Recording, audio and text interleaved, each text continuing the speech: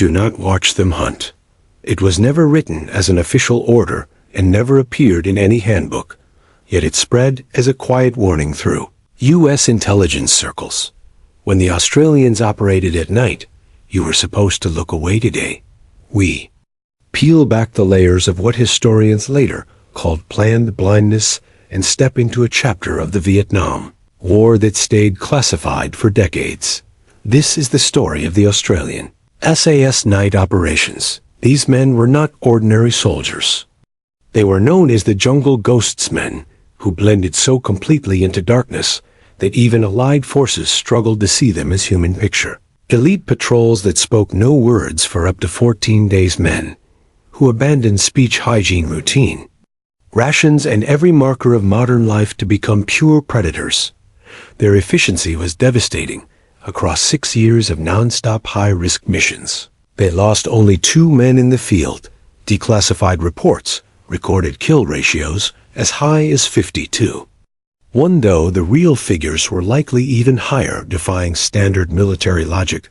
Why did hardened Green Berets return from joint patrols shaken and silent? What truly happened during those midnight snatch and grab raids that U.S. command chose to ignore rather than explain?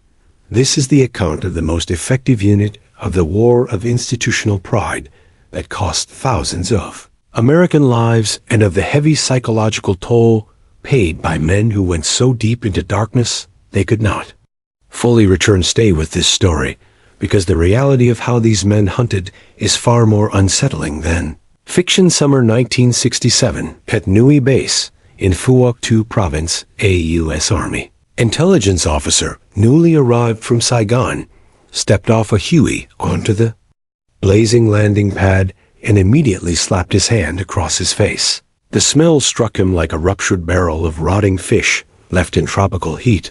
There was no fish on the airfield. Walking toward him were 5 figures in torn camouflage, covered head to toe in dried swamp mud so thick it looked like armor made of earth.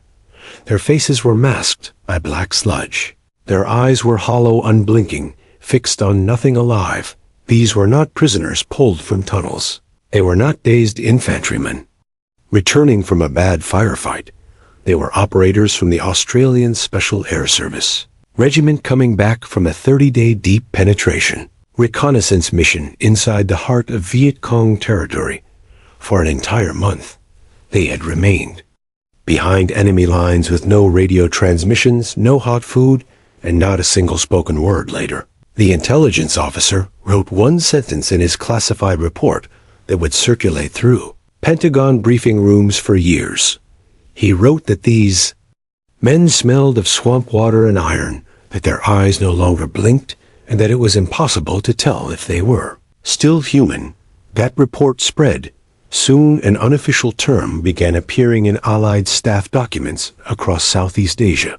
No manual defined it, and no commander acknowledged it publicly. They called it the night rites. What were these night rites that unsettled, experienced American intelligence officers? Why did decorated Green Berets graduates of Fort Bragg's toughest programs return pale, quiet, and unwilling to write detailed after-action reports? Most importantly, why did U.S. High Command quietly instruct its liaison officers to stay away from certain Australian SAS night missions, or if that was impossible, to simply look the other way? The answers lie in one of the least examined chapters of the Vietnam War, a chapter sealed for more than 40 years, not to protect sources or methods, but to protect American pride. To understand what happened, you must first understand a fundamental divide between 2 ways of war. The American approach and the Australian approach were separated by what felt like centuries of military thinking. U.S. doctrine in the 1960s rested on firepower technology and constant communication. Every patrol carried a radio that never went silent. Coordinates were transmitted every 30 minutes. Air support and artillery followed at the first sign of contact. This was a loud mechanized war where silence meant disaster. Either the radio failed, or the patrol was dead. Helicopters thundered overhead.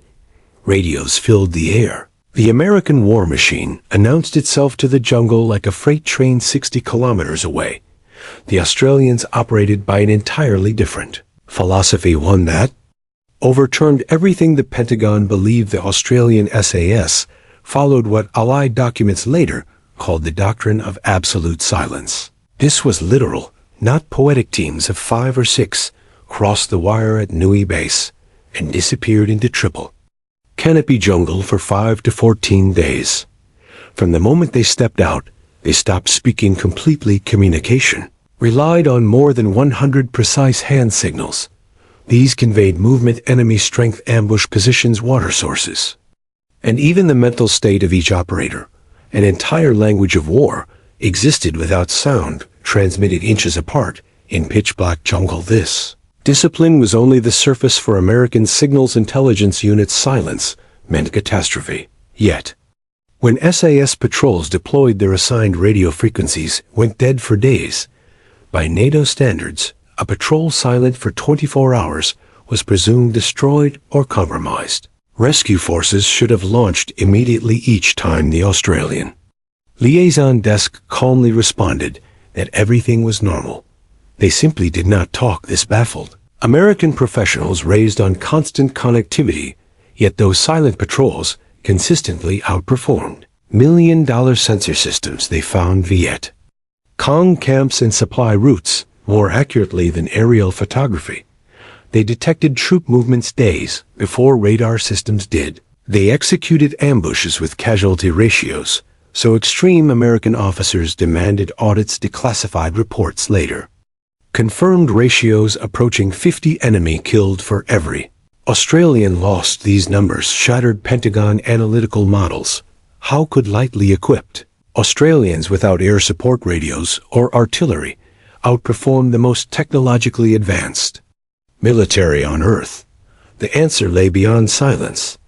Silence was just the lock behind. It was something the Australians called total environmental integration. Americans whispered another word for it. The night's preparation began weeks before deployment. All hygiene products were eliminated. Soap, shampoo, deodorant, toothpaste was not ritual but science. Commercial hygiene products created chemical scent signatures foreign to the jungle. Viet Cong scouts could detect these smells from 50 meters. The Australians removed every trace of chemical civilization. Then, they changed their diet. American rations altered body scent through preservatives and fats. Experienced enemy scouts could smell the difference. The SAS rejected rations and ate local food, rice, fish, fruit, and specially designed supplements. Over weeks, their sweat, breath, and skin odor blended with the jungle. An operator who completed this process no longer smelled human. He smelled like earth, leaves, and rain. Parallel to this biological transformation was a skill older than any modern army. Tracking, not basic trail following, but deep terrain. Reading drawn from Aboriginal knowledge, refined over 60,000 years. Aboriginal trackers trained the SAS. What they taught bordered on the uncanny. From a single footprint, an SAS tracker could determine direction, speed, weight, load, fatigue, and time passed. Bent grass, soil compression, and leaf damage revealed intent, numbers, and future movement. American trackers followed trails. Australian trackers read time and purpose. This combination of silence, invisibility, and tracking fused into what the Viet Cong called the jungle ghosts, a name born from terror, the terror of knowing that a man might be lying meters away, unseen, unheard, unsmelled, waiting for days without moving. After dark, these skills escalated into something even more disturbing. Night operations became the most classified aspect of the war. Officially, they were called snatch and grab. Unofficially, they were spoken of with fear. The goal was simple on paper: enter an enemy camp, remove one specific person alive, and leave without waking the camp. No gunfire, no explosions, no sound. Firearms were removed entirely.